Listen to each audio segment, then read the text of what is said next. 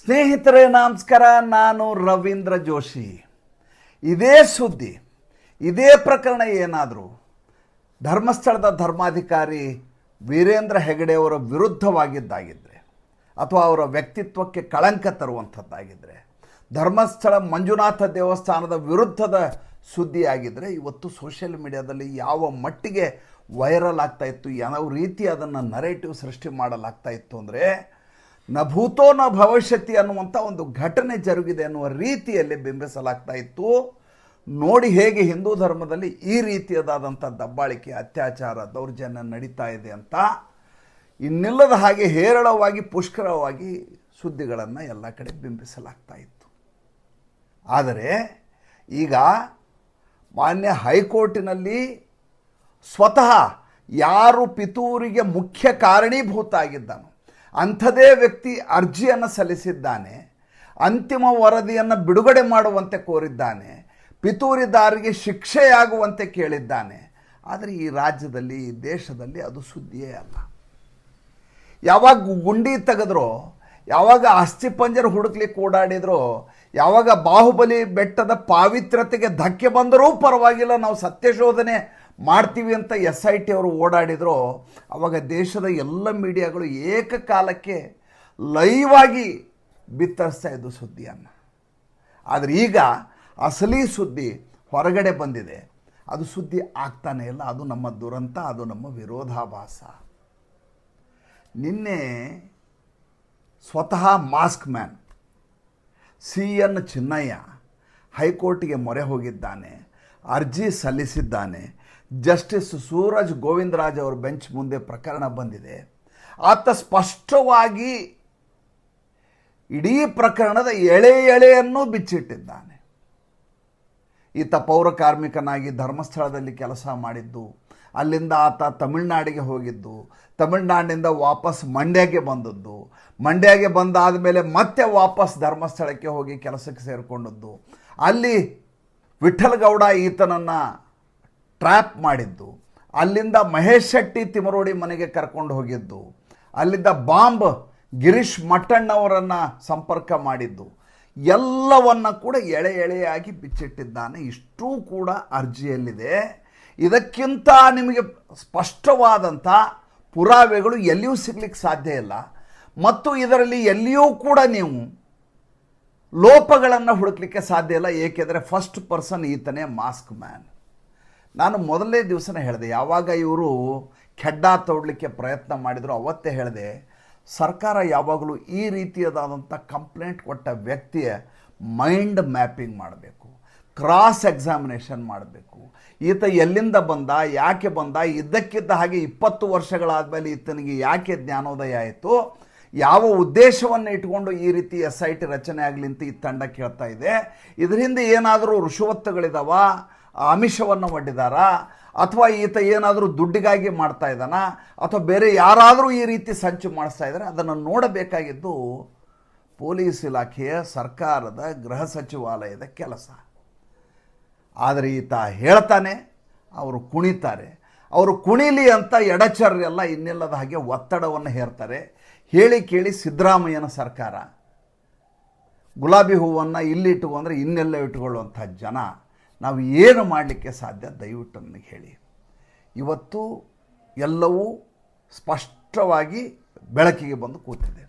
ಯಾವ ಮಟ್ಟಿಗೆ ಬಂದಿದೆ ಅಂತಂದರೆ, ಮಹೇಶ್ ಶೆಟ್ಟಿ ತಿಮರೋಡಿ ಯಾವ ರೀತಿ ದುಡ್ಡಿಗೆ ಅಕೌಂಟಿಗೆ ದುಡ್ಡು ಹಾಕಿದ್ದಾನೆ, ಹೇಗೆ ಇವರ ಫೋಟೋ ತೆಗೆಸಿದ್ದಾನೆ, ಹೇಗೆ ಜಯಂತ್ ಈತನನ್ನು ಕರ್ಕೊಂಬಂದು ತಲೆಬುರುಡೆ ಇಟ್ಟು, ನೀರಿನ ಬಾಟಲಿ ಇಟ್ಟು, ಮಣ್ಣನ್ನಿಟ್ಟು, ತನ್ನ ಮನೆಯ ಮಹಡಿಯಲ್ಲಿ ಯಾವ ರೀತಿಯದಾದಂಥ ಸ್ಕೆಚ್ಚನ್ನು ಹಾಕಿದ್ದಾನೆ, ಹೇಗೆ KV ಧನಂಜಯ್ ಈತನನ್ನು ಕರ್ಕೊಂಡು ಹೋಗಿದ್ದಾನೆ, ಹೇಗೆ ದಿಲ್ಲಿಯಲ್ಲಿ CCTV ಫುಟೇಜ್ ಎದುರುಗಡೆ ಈತನನ್ನು ಕೂಡಿಸಲಾಗಿದೆ, ಹೇಗೆ ಈತ ಹೇಳಿಕೆಯನ್ನು ಕೊಡಿಸಲಾಗಿದೆ, ಇಷ್ಟೂ ಕೂಡ ಮಾಹಿತಿಯನ್ನು ನೀಡಲಾಗಿದೆ. ಇಷ್ಟು ಕೊಟ್ಟ ಮೇಲೂ ಕೂಡ ಈ ದೇಶದಲ್ಲಿ, ಈ ರಾಜ್ಯದಲ್ಲಿ ಇದೊಂದು ಸಂಚಲನಾತ್ಮಕ ವಿಷಯ, ಒಂದು ಸತ್ಯವನ್ನು ಹೊರಗೆಡುವಂಥ ಪ್ರಯತ್ನ. ಇದರ ಕುರಿತು ನಾವು ಜವಾಬ್ದಾರಿಯುತವಾಗಿ ಇದು ಪ್ರತಿಯೊಬ್ಬರಿಗೂ ತಲುಪಿಸಬೇಕು ಅನ್ನುವಂಥ ನಿಟ್ಟಿನಲ್ಲಿ, ರಾಧೆಯಲ್ಲಿ ಯಾರೂ ಕೆಲಸ ಮಾಡ್ತಾ ಇಲ್ಲ. ಅದರ ಬಗ್ಗೆ ನನಗೆ ಬೇಸರ. ಪತ್ರಿಕೆಯಲ್ಲಿ ಒಂದು ತಪ್ಪು ಸುದ್ದಿ ಪ್ರಕಟ ಆಗುತ್ತೆ. ತಪ್ಪು ಸುದ್ದಿ ಪ್ರಕಟ ಆಗತ್ತೆ, ದೊಡ್ಡದಾಗಿರುತ್ತೆ, ಅದರಿಂದ ಯಾರಿಗೋ ಭಾಳ ದೊಡ್ಡ ಮಟ್ಟದ ಕಳಂಕ ಉಂಟಾಗಿಬಿಡುತ್ತೆ ಅಥವಾ ಅವರ ವ್ಯಕ್ತಿತ್ವದ ಹರಣ ಆಗಿಬಿಡುತ್ತೆ. ಯಾರಿಗೆ ಇದರಿಂದ ಅವಮಾನ ಆಗಿದೆ, ಯಾರ ವ್ಯಕ್ತಿತ್ವ ಹರಣ ಆಗಿದೆ, ಯಾರ ಮೂರ್ತಿ ಭಂಜನ ಆಗಿದೆ, ಅವ್ರು ಹೇಳ್ತಾರೆ ಸುಳ್ಳು ಸುದ್ದಿಯನ್ನು ಹಾಕಿದ್ರಲ್ರಯ್ಯ, ಇದಕ್ಕೆ ಸಾಕ್ಷ್ಯಾಧಾರವಿಲ್ಲ, ಅನಗತ್ಯವಾಗಿ ಇದನ್ನು ನಮ್ಮ ಹಿಂದೆ ಮಾಡಿದಂಥ ಪಿತೂರಿ ಅಂತ ಅವರು ಹೋಗಿ ಆ ಮಾಧ್ಯಮದವರು ಕೇಳ್ಕೊತಾರೆ. ಮಾಧ್ಯಮದವರು ಮಾರನೇ ದಿವಸ ಸಿಂಗಲ್ ಕಾಲ್ನಲ್ಲಿ ಎಡಗಡೆ ಪುಟದಲ್ಲಿ ಕಣ್ಣಿಗೆ ಕಾಣಲಾರದ ಹಾಗೆ ಸ್ಪಷ್ಟೀಕರಣ ಹಾಕಿದರೆ ಹೋದಂಥ ಮಾನವನ್ನು ವಾಪಸ್ ತರಲಿಕ್ಕೆ ಸಾಧ್ಯ ಇದೆಯಾ? ಸುಮ್ಮನೆ ಆಲೋಚನೆ ಮಾಡಿ ನೋಡಿ. ನಮ್ಮ ನಿಮ್ಮ ಬದುಕಿನಲ್ಲಿ ಯಾವುದೇ ಒಂದು ತಂಡ ಈ ರೀತಿಯಾದಂಥ ಷಡ್ಯಂತ್ರವನ್ನು ಮಾಡಿ, ಪಿತೂರಿಯನ್ನು ಮಾಡಿ, ಅದಕ್ಕಾಗಿ ಸುಮಾರು 200 ಕೋಟಿ ರೂಪಾಯಿಗಳ ಫಂಡನ್ನು ಇಟ್ಟುಕೊಂಡು ದೊಡ್ಡ ಮಟ್ಟದಲ್ಲಿ ಲಾಬಿಯನ್ನು ಮಾಡಿ, ದುಡ್ಡನ್ನು ನೀರಿನಂತೆ ಚೆಲ್ಲಿ, ತಿಂಗಳುಗಟ್ಟಲೆ ಒಂದು ದೊಡ್ಡ ಮೋಡಸ್ ಆಪರಂಡಿ ನಡೆದು ಪ್ರತಿ ದಿವಸ ಬೆಳಿಗ್ಗೆ ಅಂದರೆ ಧರ್ಮಸ್ಥಳದಲ್ಲಿ ಈ ರೀತಿ ಆಗಿದೆ ಅಂತ ಸುದ್ದಿ ಮಾಡಿಸ್ತಾರಲ್ಲ, ಮಾಡಿಸಿ ಆದ ಮೇಲೆ ಈ ರೀತಿ ಸತ್ಯ ಹೊರಗೆ ಬಂದಾಗ ಆದಂಥ ಆ ದೊಡ್ಡದಾದಂಥ ಕಳಂಕ ಏನು ಹೊರಿಸಿದ್ರಲ್ಲ, ಆ ಕಳಂಕ ಹೊರಟು ಹೋಗುತ್ತಾ? ನನಗೆ ಕಾಡ್ತಾ ಇರೋದು ಈ ಪ್ರಶ್ನೆ. ಇಲ್ಲಿ ಒಂದು ದೊಡ್ಡದಾದಂಥ ಇಮೋಷನಲ್ ಗ್ಲಿಚ್ ಇದೆ. ಏನು ಇಮೋಷನಲ್ ಗ್ಲಿಚ್ಚು? ನೀವು ಏನಾದರೂ ಧರ್ಮಸ್ಥಳದ ಬಗ್ಗೆ ಮಾತಾಡಿದರೆ, ನೀವೇನಾದರೂ ಧರ್ಮಾಧಿಕಾರಿಯವರ ಪರವಾಗಿ ಮಾತಾಡಿದರೆ, ನೀವು ಹಿಂದೂ ಧರ್ಮದ ಪರವಾಗಿ ಮಾತಾಡಿದರೆ, ನೀವು ಸೌಜನ್ಯಾಳಿಗೆ ನ್ಯಾಯ ಕೊಡಿಸುವುದರ ವಿರುದ್ಧವಾಗಿ ಪಿತೂರಿ ಮಾಡ್ತಾ ಇದ್ದರೆ ಅದರ ವಿರುದ್ಧವಾದ ಧ್ವನಿಯನ್ನೆತ್ತಿದ್ದೀರಿ ಅಂತ ಎತ್ತಿ ಕಟ್ಟುವಂಥ ಒಂದು ಪಟ್ಟಭದ್ರ ಹಿತಾಸಕ್ತಿಗಳ ಒಂದು ದೊಡ್ಡ ತಂಡ ಸೋಷಿಯಲ್ ಮೀಡಿಯಾದಲ್ಲಿ ಕೆಲಸ ಮಾಡ್ತಾಯಿತ್ತು, ಭಾಳ ದೊಡ್ಡ ಮಟ್ಟದಲ್ಲಿ. ಇವರು ಬೇಕು ಅಂತಲೇ ಸೌಜನ್ಯಾಗೆ ಅನ್ಯಾಯ ಆಗಲಿ, ಅದರ ತನಿಖೆ ಆಗಬಾರದು ಅಂತ ಈ ರೀತಿ ಮಾಡ್ತಾ ಇದ್ದಾರೆ. ಇವರೆಲ್ಲ ಶ್ರೀಮಂತರ ಪರವಾಗಿದ್ದಾರೆ. ಧರ್ಮಸ್ಥಳಕ್ಕೆ ಬರ್ತಾ ಇರೋ ದುಡ್ಡು ಭಕ್ತರ ದುಡ್ಡು. ಹೌದು ಸ್ವಾಮಿ, ಧರ್ಮಸ್ಥಳದವರು 12,000 ದೇವಸ್ಥಾನಗಳ ಜೀರ್ಣೋದ್ಧಾರ ಮಾಡಿದಾರಲ್ಲ, ಅದು ಕೂಡ ಭಕ್ತರ ದುಡ್ಡಲ್ಲೇ ಮಾಡಿದ್ದು. ಅದನ್ನು ಯಾರಾದರೂ ಹೋಗಿ ನೋಡಿದ್ದೀರಾ? ನಿತ್ಯ 100 ಜನರಿಗೆ ಅನ್ನವನ್ನು ಹಾಕ್ತಾರಲ್ಲ ಬಂದಂಥ ಭಕ್ತರಿಗೆ, ಅದು ಭಕ್ತರು ಕೊಟ್ಟ ದುಡ್ಡೇ. ಅಲ್ಲಿ ನಡೆಯುವಂಥ ಜಾತ್ರೆಗಳು, ಅಲ್ಲಿ ನಡೆಯುವಂಥ ಉತ್ಸವ, ಅಲ್ಲಿ ನಡೆಯುವಂಥ ಸಾಂಸ್ಕೃತಿಕ ಕಾರ್ಯಕ್ರಮ, ಅಲ್ಲಿ ಆಗುವಂಥ ಗ್ರಾಮಾಭಿವೃದ್ಧಿ ಚಟುವಟಿಕೆ, ಅದು ಕೂಡ ನಮ್ಮ ನಿಮ್ಮ ದುಡ್ಡೇ. ಅದು ಸಕಾರಾತ್ಮಕವಾಗಿ ವಿನಿಯೋಗ ಆಗ್ತಾ ಇದೆ ಅನ್ನುವಂಥ ಖಚಿತತೆ ನಿಮ್ಮಲ್ಲಿ ಇದೆಯಾ ಇಲ್ವಾ? ಸೌಜನ್ಯಾಗಿ ಅನ್ಯಾಯ ಆಗಿಬಿಡುತ್ತೆ. ಪುತ್ತೂರಿನ ಸೌಮ್ಯಾಗಿ ಏನು ಬೇಕಾದ್ರೂ ಆಗ್ಬೋದು, ಇಲ್ಲಿ ಅನ್ಯಾಯ ಆಗಬಾರ್ದು. ಅಲ್ಲಿ ಧ್ವನಿಯನ್ನು ಎತ್ತಬಾರ್ದು, ಇಲ್ಲಿ ಧ್ವನಿಯನ್ನು ಎತ್ತಬೇಕು. ಯಾಕೆ ಅಂದರೆ ಇಲ್ಲಿ ಕೈಗೆ ಸಿಕ್ಕಿದ್ದಾರೆ ನೋಡಿ, ಅಮಾಯಕವಾದಂಥ ಒಂದು ಕುಟುಂಬ ಇವರ ಕೈಗೆ ಸಿಕ್ಕಾಕೊಂಡ್ಬಿಟ್ಟಿದೆ. ಅದು ಹೋಗಿ ಹೋಗಿ ನರೇಂದ್ರ ಮೋದಿ ಸರ್ಕಾರದಲ್ಲಿ ರಾಜ್ಯಸಭಾ ಸದಸ್ಯರು ಬೇರೆ ಆಗಿದ್ದಾರೆ.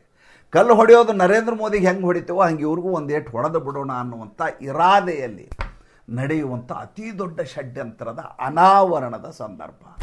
ನಾನು ಅವತ್ತು ವಿಡಿಯೋ ಮಾಡಿದ್ದೆ, ಇವತ್ತು ಮಾತ್ರ ಅಲ್ಲ, ಅವತ್ತೂ ಮಾಡಿದ್ದೆ. ಅವತ್ತು ಇದೇ ಮಾತನ್ನು ಹೇಳಿದೆ, ಸೌಜನ್ಯನ ಹೆಸರಿನಲ್ಲಿ ನಡೀತಾ ಇರುವಂಥ ಅತಿ ದೊಡ್ಡದಾದಂಥ ಮೂಢಸಪರಂಡಿ, ಸೌಜನ್ಯನ ಹೆಸರಿನಲ್ಲಿ ನಡೀತಾ ಇರುವಂಥ ಅತಿ ದೊಡ್ಡದಾದಂಥ ದಂಧೆ, ಸೌಜನ್ಯಾಳ ಹೆಸರಿನಲ್ಲಿ ನಡೀತಾ ಇರುವಂಥ ಹಗಲು ದರೋಡೆ, ಇದನ್ನು ಸ್ವತಃ ಮೇಲೆ ಹೋಗಿರುವಂಥ ಸೌಜನ್ಯ ಕೂಡ ಒಪ್ಪಲಿಕ್ಕೆ ಸಾಧ್ಯ ಇಲ್ಲ. ಸ್ವತಃ ಆಕೆಯ ತಾಯಿಯೇ ಇದರಲ್ಲಿ ಇನ್ವಾಲ್ವ್ ಆಗಿಬಿಟ್ರೆ, ಆಕೆಯ ಸೋದರ ಮಾವ ವಿಠಲ್ ಗೌಡ್ನೇ ಇದರಲ್ಲಿ ಸೇರ್ಕೊಂಡ್ಬಿಟ್ರೆ ಇನ್ನು ಯಾರನ್ನ ಪ್ರಶ್ನೆ ಮಾಡಬೇಕೀಗ? ಎಲ್ಲೋ ಇದ್ದಂಥ ಒಬ್ಬ ಸ್ವೀಪರನ್ನು, ಪಾಪ ಮಾಸ್ಕ್ ಮ್ಯಾನ್, ಆತ ದುರುಳ, ಅದ್ರ ಬಗ್ಗೆ ಎರಡು ಮಾತಿಲ್ಲ, ವಂಚಕ, ಎರಡು ಮಾತಿಲ್ಲ. ಆದರೆ ಆತನನ್ನು ಬಲಿಪಶು ಮಾಡಿದವರು ಇವರೇ.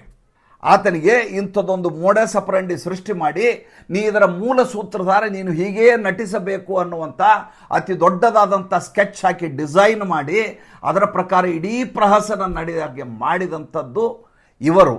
ಅದರಲ್ಲಿ ಬಲಿಪಶು ಆಗಿದ್ದು ಅವನೀಗ ಬಾಯಿಯನ್ನು ಬಿಡ್ತಾ ಇದ್ದಾನೆ. ಆತ ಯಾಕೆ ಬಾಯಿ ಬಿಡ್ತಾ ಇದ್ದಾನೆ? ಇಷ್ಟು ದಿವಸ ಯಾಕೆ ಬಾಯಿ ಬಿಡಲಿಲ್ಲ? ಈ ಮುಂಚೆ ಬಾಯಿ ಬಿಟ್ಟಿದ್ದಾನೆ. ಯಾಕೆ ಬಾಯಿ ಬಿಡ್ತಾ ಇದ್ದಾನೆ? ಈತ ಯಾವಾಗ ಜೈಲಿನಲ್ಲಿದ್ದ ಆವಾಗ ಇವರು ಯಾರೂ ಆತನ ಸಹಾಯಕ್ಕೆ ಬರಲಿಲ್ಲ. ಆತನಿಗೆ ವಾಸ್ತವಿಕತೆಯ ಅರಿವಾಯಿತು. ತಾನು ಮಾಡ್ತಾ ಇರುವಂಥ ಪಾಪದ ಕೆಲಸದ ಪಾಪ ಪ್ರಜ್ಞೆ ಶುರುವಾಯಿತು. ಪ್ರಾಯಶ್ಚಿತ್ತ ಮಾಡಿಕೊಳ್ಳಬೇಕು ಅನ್ನುವಂಥ ಇರಾದೆ ಶುರುವಾಯಿತು. ಆವಾಗ ಆತ ತನ್ನ ಹಿಂದೆ ನಡೆದಂಥ ಪಿತೂರಿ, ತಾನು ಮಾಡಿದಂಥ ಪಿತೂರಿ, ಇದಕ್ಕಾಗಬೇಕಾದಂಥ ತಾರ್ಕಿಕ ಅಂತ್ಯ, ಇಷ್ಟನ್ನು ಆಲೋಚನೆ ಮಾಡಿ ಹೈಕೋರ್ಟಿಗೆ ಹೋಗಿ ಗೋವಿಂದರಾಜ್ ಅವರ ಆನರಬಲ್ ಜಸ್ಟಿಸ್ ಸೂರಜ್ ಗೋವಿಂದರಾಜ್ ಅವರ ಬೆಂಚಿಗೆ ಹೋಗಿ ಅರ್ಜಿಯನ್ನು ಸಲ್ಲಿಸಿದ್ದಾನೆ. ಬೆಳ್ತಂಗಡಿ ನ್ಯಾಯಾಲಯದಲ್ಲಿ ಇದರ ಅಂತಿಮ ವರದಿ ಬರಬೇಕು, ಈ ಯಾರ್ಯಾರು ಇದರಲ್ಲಿ ಇನ್ವಾಲ್ವ್ ಆಗಿದ್ದಾರೆ ಅವರಿಗೆ ಶಿಕ್ಷೆ ಆಗಬೇಕು ಅಂತ ಕೇಳಿದ್ದಾನೆ. ಯಾರು ಇಡೀ ಪ್ರಹಸನದ ಮೂಲ ಬೆದರು ಬೊಂಬೆಯೋ ಆತನೇ ಈಗ ನ್ಯಾಯವನ್ನು ಕೇಳ್ತಾ ಇದ್ದಾನೆ. ಅದು ವ್ಯವಸ್ಥೆಯ ವಿರೋಧಾಭಾಸ. ನೋಡಿ ಹೇಗಿದೆ. ನನಗೆ ಯಾವಾಗ ಇವರು ಗುಂಡಿ ತೆಗೆಸ್ತಾ ಇದ್ರು ಆವಾಗ ಪ್ರತಿನಿತ್ಯ ಅನಿಸೋದು, ಎಂಥ ದೊಡ್ಡ ಷಡ್ಯಂತ್ರವನ್ನು ಮಾಡಿದರೂ ಕೂಡ ಸರ್ಕಾರ ಕಣ್ಣು ಮುಚ್ಕೊಂಡು ಕೂತಿದೆಯಲ್ಲ. ಸರ್ಕಾರ ಕಣ್ಣು ಮುಚ್ಕೊಂಡು ಕೂತಿರಲ್ಲ. ಸರ್ಕಾರ ಹಿಂದೂ ಧರ್ಮಕ್ಕೆ ಈ ರೀತಿಯಾದ ಏಟಾಗಲಿ, ನಮ್ಮ ಕಾಂಗ್ರೆಸ್ಸು ನಮ್ಮ ಮುಸಲ್ಮಾನರು ಸಂತುಷ್ಟಗೊಳ್ಳಲಿ, ಇದರಿಂದ ಹಿಂದೂಗಳ ನಂಬಿಕೆ ಹೊರಟು ಹೋಗಲಿ ಅನ್ನುವಂಥ ಅತಿ ದೊಡ್ಡದಾದಂಥ ಅವರ ಒಳಗಡೆ ಇರುವಂಥ ವಿಷ ನಂಜು ಕೆಲಸ ಮಾಡ್ತಾಯಿತ್ತು. ಅದಕ್ಕಾಗಿ ಇಷ್ಟೆಲ್ಲ ನಡೆದರೂ ಕೂಡ ಸರ್ಕಾರ ಏನೂ ಆಗಲ್ಲ. ನ್ಯಾಯ ಬರೋದಾದ್ರೆ ಸಿಗಲಿ ಬಿಡಿ, ಗುಂಡಿಯಲ್ಲಿ ಹಣ ಸಿಕ್ಕರೆ ಸಿಗಲಿ ಬಿಡಿ, ಇಲ್ಲದ್ರೆ ಸತ್ಯ ಗೊತ್ತಾಗತ್ತಲ್ಲ. ನಾಳೆ ಯಾವುದೋ ಒಬ್ಬ ಮನುಷ್ಯ ಹೆಸರಲ್ಲಿ ನಾನು ಹೇಳ್ತೀನಪ್ಪ, ಇವರು 10 ಕೊಲೆಗಳನ್ನು ಮಾಡಿದ್ದಾರೆ, ತಮ್ಮ ತೋಟದ ಮನೆಯಲ್ಲಿ ಹೂತು ಹಾಕಿದ್ದಾರೆ ಅಂತ. ಗುಂಡಿ ತೆಗೆಸ್ತೀರ ನೀವು? ಅಲ್ಲಿ ಯಾಕೆ ತೆಗೆಸಲ್ಲ? ಅಲ್ಲಿ ಯಾರು ಹೇಳಿದ್ದಾರೋ ಅವರ ಪೂರ್ವಾಪರವನ್ನು ವಿಚಾರ ಮಾಡ್ತೀರಿ, ಆತ್ಮವಿಮರ್ಶೆ ಶುರುವಾಗತ್ತೆ, ಅದಕ್ಕಿರುವಂಥ ಸಾಕ್ಷ್ಯಾಧಾರಗಳನ್ನ ಕೇಳ್ತೀರಿ, ನಿಜಕ್ಕೂ ನಡೆದಿದೆಯಾ ಅನ್ನುವಂಥ ಪ್ರೈಮಾಫಸಿ ವಿಚಾರಗಳನ್ನು ತಗೋತೀರಿ. ಅಲ್ಲಿ ಮಾಡೋದಿಲ್ಲ. ಯಾಕೆ? ನಿಮಗೆ ಸಂಬಂಧಪಟ್ಟದ್ದು. ಇದು ದೇವಸ್ಥಾನ ಅಲ್ವಾ, ಹಿಂದೂಗಳ ದೇವಸ್ಥಾನ. ಮಾಡಿದ್ರಷ್ಟು ಬಿಟ್ಟರಷ್ಟು. ಅವೆಲ್ಲ ಯಾಕೆ ಮಾಡಬೇಕು? ಹೋದರೆ ಹಿಂದೂಗಳ ಶ್ರದ್ಧೆ ಹೊರಟೋದ್ರೆ ಹೋಗಲಿ. ಒಂದು ದೇವಸ್ಥಾನಕ್ಕೆ ಕಳಂಕ ಆದರಾಗಲಿ, ಒಂದು ಕುಟುಂಬ ಇದರಿಂದಾಗಿ ಕಳಂಕಿತಗೊಂಡ್ರೆ ಕಳಂಕಿತಗೊಳ್ಳಿ. ಇಂಥ ಉಡಾಫೆ, ಇಂಥ ದುರಾಲೋಚನೆ, ಇಂಥ ನೀಚತನದ ಪರಮಾವಧಿ ಧರ್ಮಸ್ಥಳದಲ್ಲಿ ನಡೆದದ್ದು. ಅದಕ್ಕೀಗ ಅನಾವರಣ ಆಗುವ ಕಾಲಘಟ್ಟ ಬಂದಿದೆ ಅನಿಸುತ್ತೆ. ಅಣ್ಣಪ್ಪ ಮೇಲೆ ಕೂತು ಆಶೀರ್ವಾದ ಮಾಡಿದ್ದಾನೆ. ಅದಕ್ಕಾಗಿ ಈತನಿಗೆ ಹೇಳಬೇಕಾದಂಥ, ಪ್ರಾಯಶ್ಚಿತ್ತ ಮಾಡಿಕೊಳ್ಳಬೇಕಾದಂಥ ಮನಸ್ಥಿತಿ ಬಂದಿದೆ ಚಿನ್ನಯ್ಯನಿಗೆ, ಮಾಸ್ಕ್ ಮ್ಯಾನ್ಗೆ. ಏನಾಗತ್ತೆ ಕಾದು ನೋಡೋಣ. ತಮ್ಮ ಅನಿಸಿಕೆಯನ್ನು ದಯವಿಟ್ಟು ಕೆಳಗಡೆ ತಿಳಿಸಿ. ಇದರ ಕುರಿತಾಗಿ ಮೊದಲನೇ ದಿವಸದಿಂದನೇ ಕೆಲಸ ಮಾಡ್ತಾ ಇರುವಂಥ ಮಂಗಳೂರಿನ ಒಬ್ಬ ಪತ್ರಕರ್ತ ಜಿತೇಂದ್ರ ಕುಂದೇಶ್ವರ್ ಅಂತೇಳಿ ತುಂಬ ಕೆಲಸ ಮಾಡಿದ್ದಾರೆ. ಇದಕ್ಕಾಗಿ ಎಲ್ಲಿಯೂ ಪ್ರಚಾರಕ್ಕೆ ಹೋಗಿಲ್ಲ, ಸ್ಥಳೀಯವಾಗಿ ತನ್ನ ಪಾಡಿಗೆ ತಾನು ಮಾಡೋದು. ಆ ವ್ಯಕ್ತಿ ಒಂದು ಪಾಡ್ಕಾಸ್ಟನ್ನು ಮುಂದಿನ ವಾರದಲ್ಲಿ ಮಾಡಬೇಕು ಅನ್ನುವಂಥ ಯೋಚನೆಯಲ್ಲಿದ್ದೀನಿ. ಹಾಗೇನಾದರೂ ಮಾಡಿದರೆ ನಿಮಗೆ ಪ್ರತಿ ದಿವಸದ, ಅವತ್ತಿನಿಂದ ನಡೆದಂಥ ಪ್ರತಿ ದಿವಸದ ಒಂದೊಂದು ಝಲಕುಗಳು ಕೂಡ ನಿಮಗೆ ಲಭ್ಯ ಆಗುತ್ತೆ. ಆ ಪ್ರಯತ್ನವನ್ನು ಮಾಡ್ತೀನಿ. ಈ ಸಂಚಿಕೆ ಹೇಗೆ ಅನ್ನಿಸ್ತು ದಯವಿಟ್ಟು ತಿಳಿಸಿ. ನಿಮ್ಮದೊಂದು ಅನುಮತಿಯನ್ನು ಕೊಡಿ. ನಮಸ್ಕಾರ.